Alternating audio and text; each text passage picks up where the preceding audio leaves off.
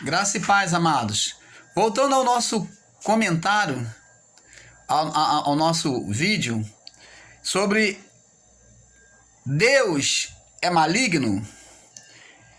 Então, como estava aqui anunciando, em Deus não há variação. Em Deus não há trevas. Deus não se varia. Uma hora ele está com um comportamento, outra hora está com outra. Não. Em Deus não há resquício de trevas alguma. Em João, 1 João, capítulo 1, 5, Deus é luz e nele não há trevas alguma. Não há treva alguma, não há nenhuma treva. Ele não é dominado pelo mal. E nós vemos isso. Eu queria dizer para você, amados irmãos, que Adão, quando pecou contra Deus, depois de ser exortado por Deus, Deus falou: olha, de todas as árvores do jardim comereis, mas daqui está no meio do jardim, você não pode comer, porque se vocês comerem, certamente morrerão. E Adão e Eva comeram do fruto.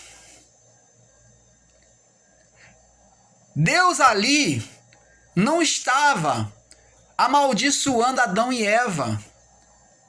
Deus ali estava exortando Adão e Eva para o bem, para o guardar. Porque se Deus fosse maligno, Deus plantaria a árvore e deixavam eles desapercebidos, sem ter sido anunciado o risco, o perigo, a maledicência que haveria, deixava eles escorregar no pecado. Mas não.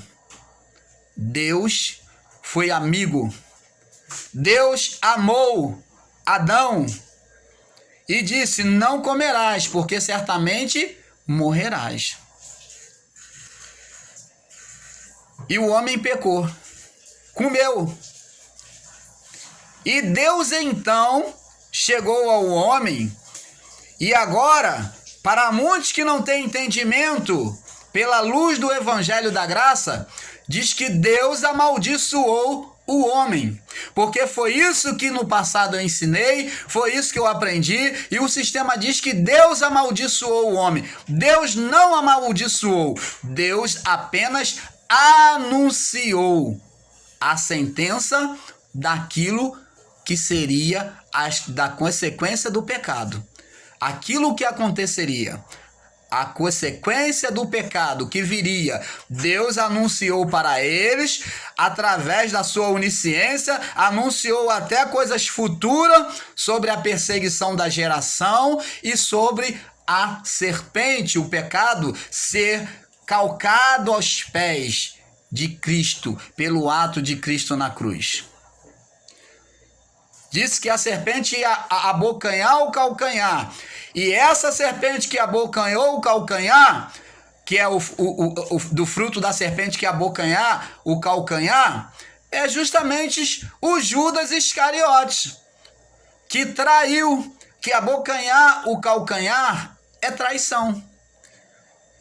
As pessoas até hoje têm um conhecido ditado que diz que quando você sonha com cobra, é porque alguém está te traindo.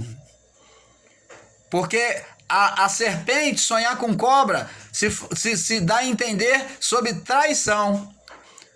E Judas abocanhou, ele foi a serpente que abocanhou, que traiu Jesus. Mas Jesus foi lá, cumpriu a cruz, pagou o preço e tirou o pecado, esmagou a cabeça da serpente, tirou toda a acusação. Tirou o espírito de morte, de condenação e morte, que era de sobre nós. Você entende? Deus amou Caim, mas Caim era da perdição. Quando Caim ofereceu a oferta diante de Deus, Deus ali já estava sondando o coração dele. Já estava cheio de maledicência. Ofereceu uma oferta totalmente sem postura, sem expressão diante de Deus. Seu coração já estava maledicente. E após sair da oferta em que Deus rejeitou, e ele viu que Deus não, no seu diálogo com Deus, Deus não respondeu a ele da forma devida, então ele saiu entristecido, irou-se, invejou-se do seu irmão Abel e o matou. E qual foi a atitude de Deus? Vamos ver se Deus é maligno. Deus falou, vai lá, você matou ele? Ou você está com raiva dele? Vai lá, fala com ele. Tu não gostou dele? Foi isso que Deus falou? Não. Deus foi fazer uma exortação amigável, uma exortação amorosa a Caim, dizendo, olha só, nenhum diálogo dizendo, Caim, por que descaiu o teu semblante? Não é certo que se você oferecer a sua oferta direita, de que você será aceito? Por que tu andas irado? Por que está triste? Por que está irado, Caim? Se você oferecer a oferta da maneira correta, vai ser aceita. Agora, se você continuar com essa ira no seu coração, esse sentimento maligno, eis que o pecado já está à porta. Cabe você dominar, Caim, o pecado. Mas Caim, mesmo tendo recebido a exortação amorosa de Deus, ele prosseguiu em continuar aquela maldade que havia colocado no seu coração. Ele abraçou a maldade, a maledicência e em se vingar do seu irmão. Porque ele queria ser o primeiro. Você entende isso? Você entende isso? Jesus já sabia que Judas, desde o início, ele falou, não são 12 vocês que eu escolhi? Um de vocês há de me trair.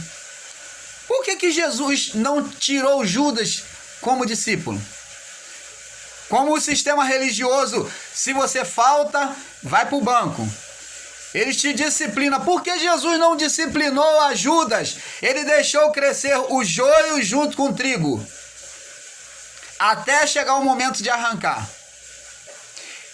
Esse é o amor de Deus. O amor de Deus suporta até aquele que é joio. Aquele que é filho da maldição, ainda assim, Deus tem cuidado dele. Deus tem cuidado, não da maneira que tem cuidado os eleitos, os filhos da salvação, porque eles não se colocam na posição de Deus. Não se colocam na posição de salvos. Por isso não podem herdar o reino de Deus. Mas Deus, ainda assim, por meio de Cristo Jesus, aceitou Judas Iscariote até o final da sua vida. Então, amados, que possamos entender que tudo isso que tem sido essas fantasias, essas palavras fictícias que têm sido criado em relação ao nosso Deus, essas falsas suposições, essas maledicências, palavras maledicência contra o nosso Deus, dizendo que é como um Deus que tem desprezado a sua criação, os seus filhos. Isso tudo é mentira. E eu mostro para você aqui, para fechar, no livro, eu vou mostrar aqui para você, no livro de João,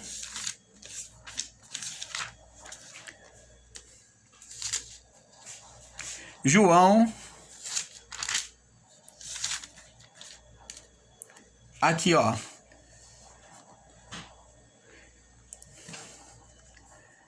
diz aqui ó, João capítulo 1 no verso 12, diz assim ó, mas a todos quantos o receberam, deu-lhes o poder de serem feitos filhos de Deus, aos que creem no seu nome.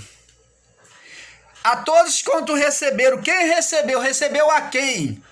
O Cristo ressuscitado. O Jesus ressuscitado. Irmão Paulo, por que vocês falam de Jesus ressuscitado como se houvesse um montão de Jesus? É que o Jesus Nazareno, ele veio assumir os pecados do povo daquela época. E ele tinha expressão, representação, tornou-se representação de pecado, de maldição, a serpente do deserto. Como que um ser que tem a representação de maldição, de pecado, vai poder reparar todas as coisas, senão na sua morte? Ele precisava cumprir a cruz para então, glorificado, nos trazer em vida reparados, aceitos, sem pecados, regenerados, eleitos por Deus, a salvação. Então, amados, todos quanto receberam, deu-lhes o poder de serem feitos filhos de Deus, aos que creem no seu nome. Então, precisamos crer na salvação que nos foi dada por meio da cruz de Cristo. Se você não crer que Jesus está vivo, que Jesus ressuscitou, você não acredita no Cristo ressuscitado, que é o que Paulo prega, é o que nós pregamos, o Cristo ressuscitado, porque o sistema prega o Cristo crucificado. E nós pregamos o Cristo ressuscitado. É esse evangelho que Paulo prega, o evangelho do Cristo ressuscitado. Enquanto o sistema prega o evangelho do Cristo crucificado, que só trouxe condenação e morte. Viveu o período de condenação e morte. Eles falam tanto dos católicos, o sistema religioso, do crucifixo, do Jesus na cruz, mas o sistema também não tirou o Jesus da cruz. Não olha para Jesus fora da cruz. É isso que Paulo, o apóstolo, ele vem tentar explicar. É a manifestação do Cristo após a cruz. E o sistema vive pregando um Jesus crucificado. Eles não usam o símbolo da cruz, não usam lá aquele boneco, aquela imagem. Porém, eles têm ainda o crucifixo na sua mente, nos seus corações. Estão carregando esse crucifixo dentro do seu coração. Estão pregando o evangelho crucificado, com crucifixo. Então, amados, é hora de nós despertarmos. Desperta, tu que dorme. Levanta-te dentre os mortos e Cristo te iluminará, amados. Deixa Deus te ensinar. Deixa Deus te pegar pelas mãos e deixa-se ser conduzido por Deus. Entrega o teu coração a Ele. Entrega o seu entendimento. E você será muito feliz. Que a paz do Senhor seja com cada um de vocês.